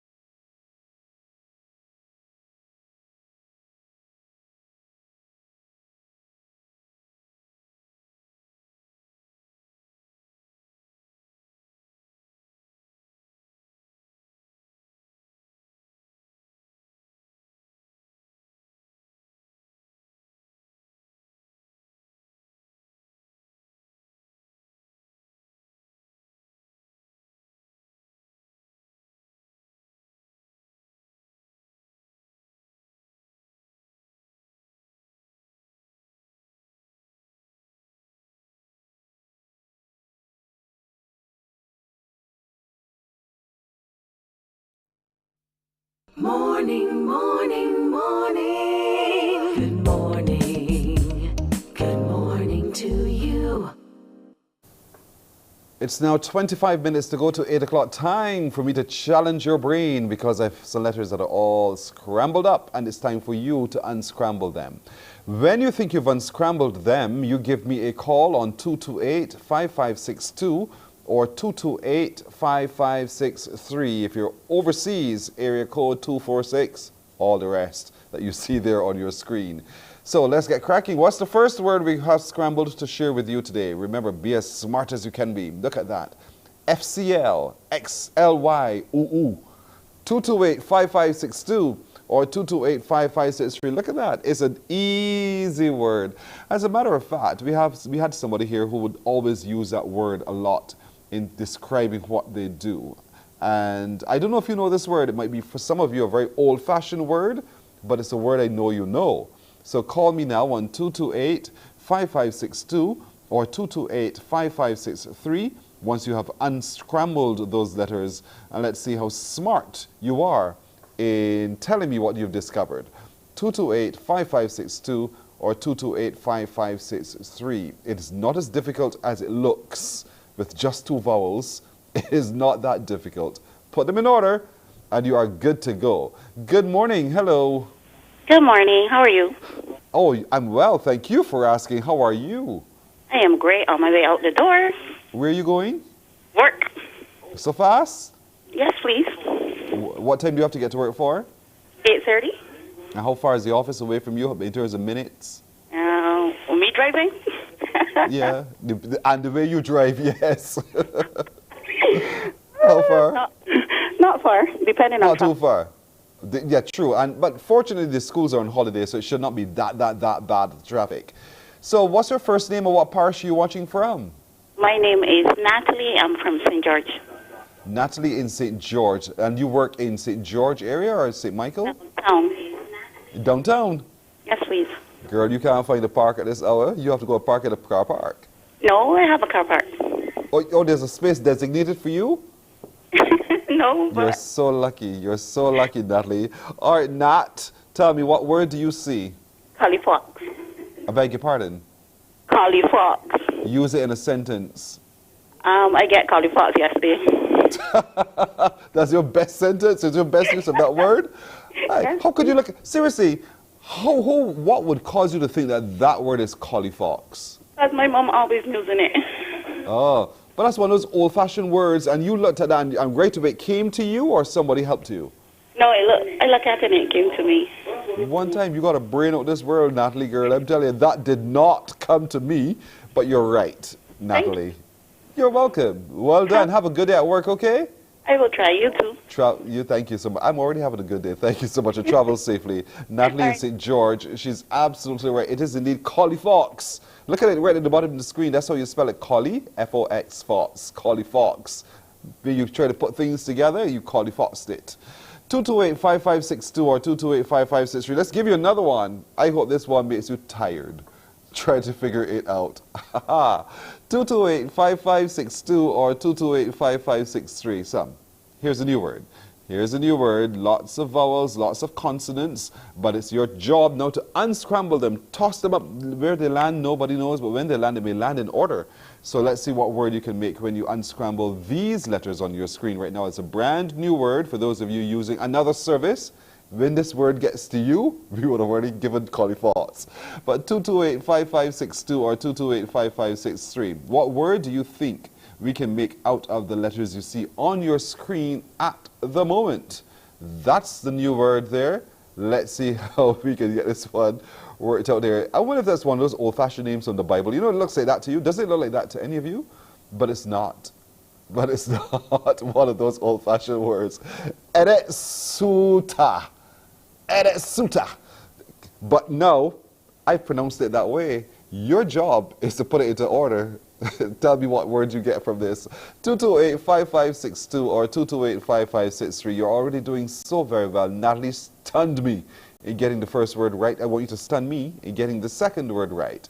228-5562 or 228-5563. Love to hear from the children if they're on holiday or they're up so early. Let them call too. Let them try. Don't let them be shy. I have no problem with talking to children. Call me from anywhere on this island. Actually, you can call me from anywhere in the world. I'd love to hear from you. Good morning to you. Hello. Good morning. Hi, how do you do? I am great, and you? Oh, I am greater than you. Thank you for asking. What's your first name and what parish are you watching from? Aliyah Christchurch. Say the first name? Aliyah. Aliyah of Christchurch. Aliyah, you might don't listen to the TV, Aliyah, it will confuse you completely. So Aliyah, you know you have the first name of a very popular, well, she was a great singer? Yes, I know. Oh, really? How you know? Because that's the name my mommy chose, and they all told me about her. Oh, they told you about her. Did they tell you the story of what happened to her? Yes. What did they tell you? That she died in a plane crash. Where? I know it says that too. Somewhere in the Bahamas area, indeed. But that's all right. So they gave you all the answers that you were looking for. So, Miss Aliyah of Christchurch, tell me the word you see on your screen. Exhausted. I beg your pardon? Exhausted. Don't make me tired. What word do you see? Exhausted. Yes, I gave the hint earlier. You're absolutely right, Aliyah. Well done. How did you work it out? I just looked at it and automatically saw it. What kind of eyes do you all have and brains you all have to go with your eyes that you look at that and see exhausted? What about that looks like exhausted? You can't, because you can't imagine the X anywhere other than being the second letter of the word? Exactly. Fair, see? Exactly, exhausted. All right, Aliyah, thank you so very much for joining and having some fun with us, all right? You too. Good. Have a good day, Aliyah. I got one for you now. Have one for you now. Look at this one. I bet this one is going to trip you up for a little while. This one might take us into next month. 228-5562 or 228-563. Listen, my technical director is making me laugh in my ears. Listen, 228-5562 or 228-5563. That's German. It ends with drug. The rest of it is some other language. But nonetheless, what do you figure out this word to be? 228-5562 or 228-5563. Work it out. Be like Aliyah, be like Natalie, spot the word, work your brain, and tell me what you get. 228-5562 or 228-5563. Let's see if we get a call from St. Lucie. St. Lucie, call me now. Call me and impress me. Impress me. No, don't just impress me. Impress them. Let them know that we are all smart too. 228-5562 or 228-5563. What word do you think we can make with these words? Hi. Good morning. Hello. Good morning. Hi, how are you? I'm fine. Good. What word do you see on your screen? Is it Barbados?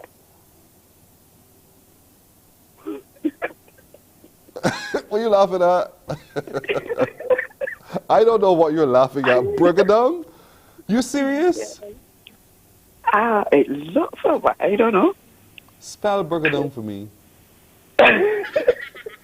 Let me hear you. Why is the person laughing? Because we don't understand how you come to Brigadong. Seriously, so spell what you see. Because that's a Bajan word. And because it's a Bajan word, because it's a Bajan word, you think you'll have difficulty in spelling it, right? No. Yes, you do. No. So listen, use the word that you think it is in a sentence. I don't know what offense. Are you Barbadian? The person fall down and let Brigadong. I don't know what kind of Bajan you are. Brigadong. What's your first name? Vilma. Oh, this is you, my girl. Vilma, my friend forevermore. I claim you as St. Lucie, okay? Yes, please. Good. So there we go. We have a smart one coming in from St. Lucie indeed. Brigadong is absolutely right. I am sure Alan is cracking up at you right now, right? Yes, he is. Y'all and these names and eyes, boy. Villy Scant, thank you here. You're absolutely right. Have a good day. Bye-bye. Enjoy today. You're welcome. Bye-bye. She's right. Brigadong. Listen, I have to get can we give them one more? I want a hard one. A real tough one. One that will milk them right all the way through. They're telling me no. All right. That's where the fun ends for this morning. No, here we go. We're going to play one more. Figure this one out. Figure this one out, folks. Come. 228-5562 or 228-5563. We've had St. George, St. Christchurch, and St. Lucie correctly answering so far. Your turn. Figure out this one. 228-5562 or 228-5563. Let's see what magic your eyes and brains can work with this word on your screen at the moment. 228-5562 and 228-5563. It only has one vowel, enough consonants. Now what do you do with that? What do you do with this? Good morning to you. Hello. Hello. Hi, how are you doing, sir? I'm very well, thanks. Oh, that's wonderful to hear. And what is your first name and what parish are you watching us from? Hudson from St. Thomas. St. Thomas, and your first name is? Hudson. Hudson. Am I right? Yes, that's right. Really? Is that your first name? Yeah. So what's your last name? If Hudson is your first name, Hudson usually for us is a surname. I'm curious. You know, the mystery thickens. Names. I'm not going to say anyway. Say it again? I have three names that are used. All of them are used or can be used as last names. Wow, what a thing. Your parents really hit you hard, man. They did me well. I'm very proud of that name. Clearly, they did you very well. You're rather unusual. So, Hudson, talk to me. Tell me, what word do you see on your screen? I know Skylar. You got me good, Hudson. The crew cracking up. You got me good, Hudson. You're absolutely right. Don't Skylark. Well done, buddy. Thank you very much, all right? Okay, Hudson of St. Thomas getting it absolutely right. Oh, you got me crying, man. That's it for today, folks. Thank you for having fun with us in the morning with our Unscramble the Words, indeed. And if it be God's will, tomorrow we have a new set. Yes, it's as if it's just flowing. We'll take a break right here. When we come back, we'll introduce you to what's happening in St. Lucie in just a moment. Morning, morning, morning. Good morning. Good morning to you.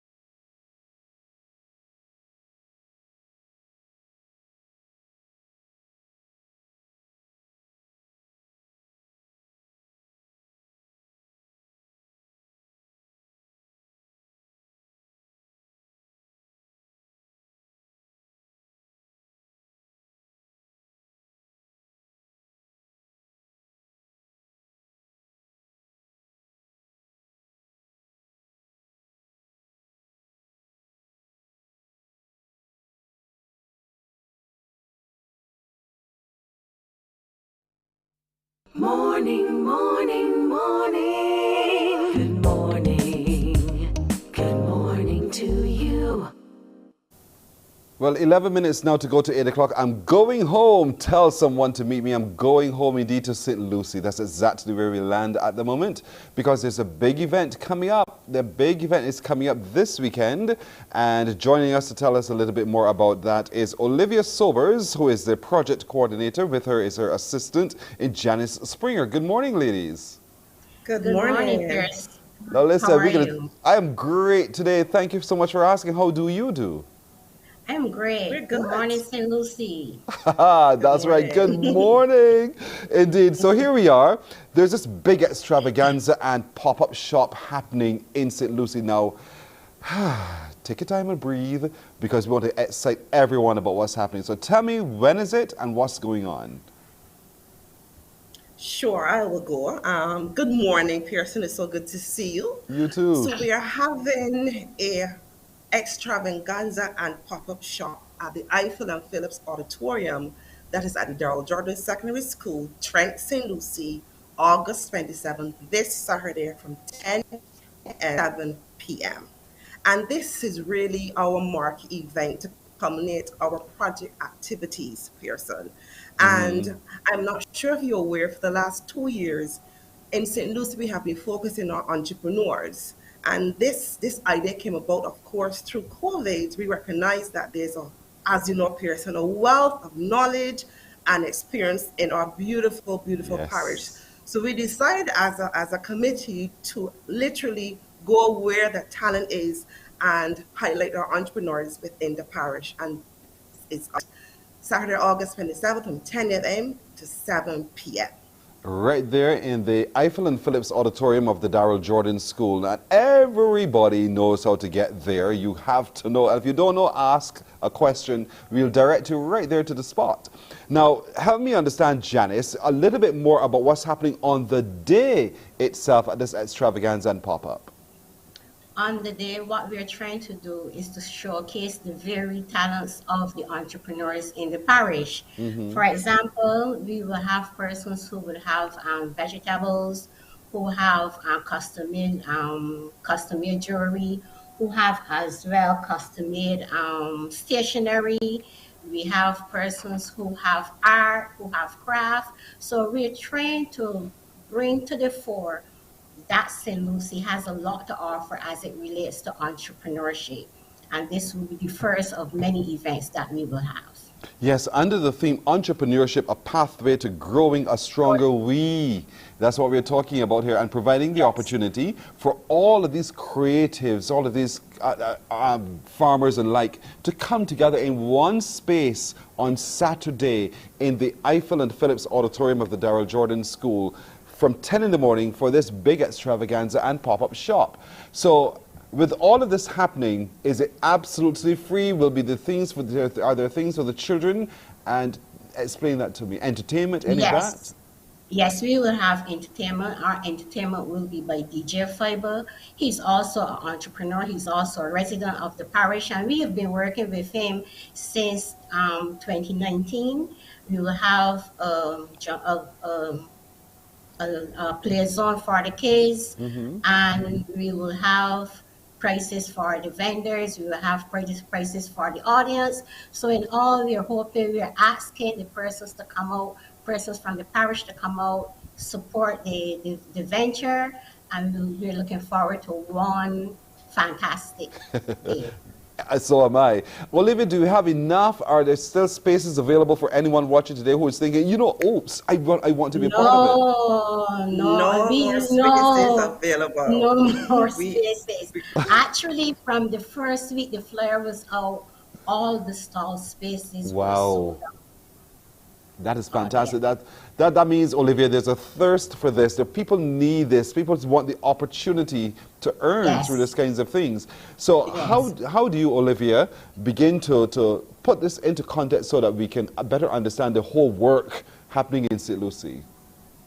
As I mentioned before, we make a decision, I think 2 years now, to really focus on our entrepreneurs within the parish of St. Lucie, recognizing that during COVID, a lot of persons lost their jobs. And what we found throughout the parish and across Barbados, that those persons took those skills and they said, you know what I'm going to do? I'm going to build on those skills. So that's what we have been doing in St. Lucie. So thus far, we've partnered, and we've partnered well with the Barbados Trust Loan and the Youth Entrepreneurship Scheme. We've had sessions on marketing and branding, service, financial literacy, and financial management, because we want to arm our entrepreneurs with the skills and tools to have a successful business, not only short term but long term. So that's why we are coming at this point now to literally showcase, yes, We've done the work, we've put in the work, and this is the event where now those skills that you have learned throughout the past couple of months, you can now come and display. Because we're recognizing that the pop-up shop, yes, it is a way now to also network with other entrepreneurs. It's a way to use advertising, market your business, sell your product. So that is why we come to this point where now we are calling it an extravaganza and pop-up shop. But the work has begun since 2 years ago, Pearson. And I do have to say, the first is there because, as I mentioned before, persons need a space and avenue where, and as you said, we're building the economy. And when we say a pathway to go stronger, we not only St. Lucie, but Barbados on a whole.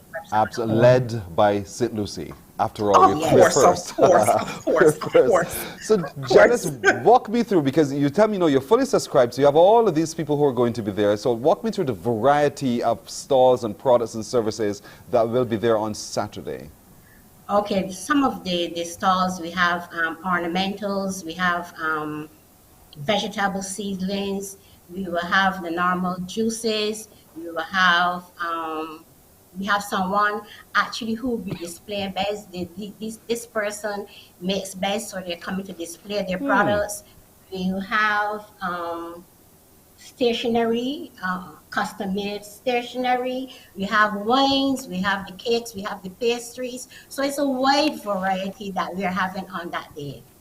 This is so wonderful to hear. And these are all entrepreneurs from St. Lucie? Yeah, 95% of them are.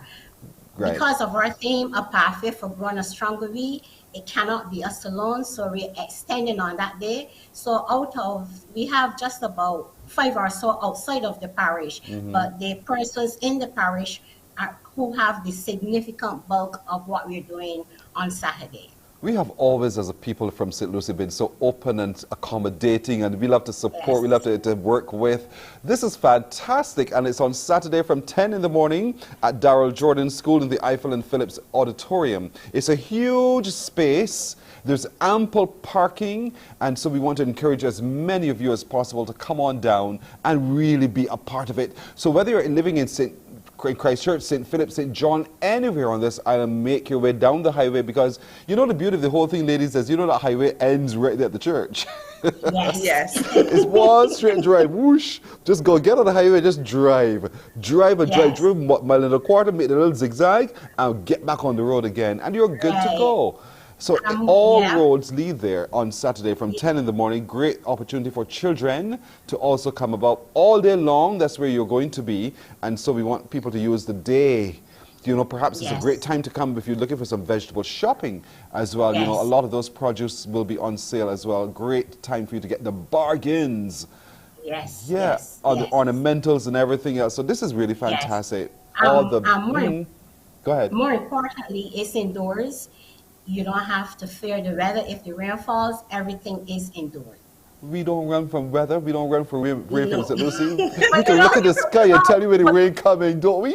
You know how winters are. Oh, the rain falling, so it can't come. Nonsense. It's inside. It's inside. We're coming down. We're coming indeed in vast numbers. All right. Thank you so much, Olivia and Janice, indeed, for representing St. Lucie so well. And folks, we want you to really be a part of it on Saturday at the Darrell Jordan School from 10 in the morning. It's totally free. We're taking a break right here. We're coming back in just a moment. Morning, morning, morning. Good morning. Good morning to you.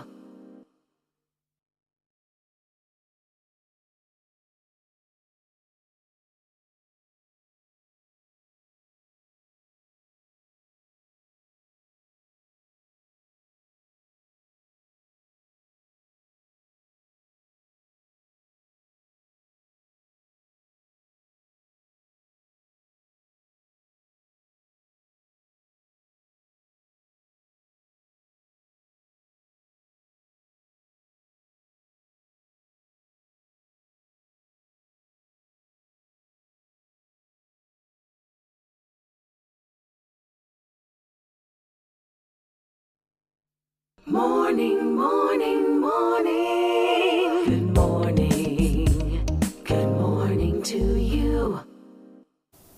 Well, before we go, I want to tell you about a lunchtime lecture happening today at Golden Square Freedom Park. There's a lecture given on by the presenter, Barbadian-born civil rights activist Terry Moore. There he is, smiling.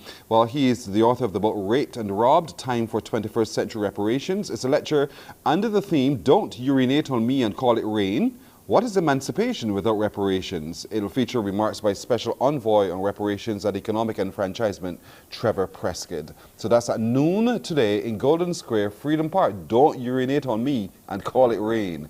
So go down and be a part of that lecture given by Terry Moore. That's it for today. We do thank you. Thank you so much to my producer, Alicia Asgrant, technical director, and Samuel Mason today. At sound, Michael Sobers, master control, the one and only Tamisha Green. I'm Pearson Boyne. For each of them, to all of you, we say thank you. We'll see you tomorrow. Bye-bye. Wake up, wake up, wake up, wake up. Barbados, get up. Good morning.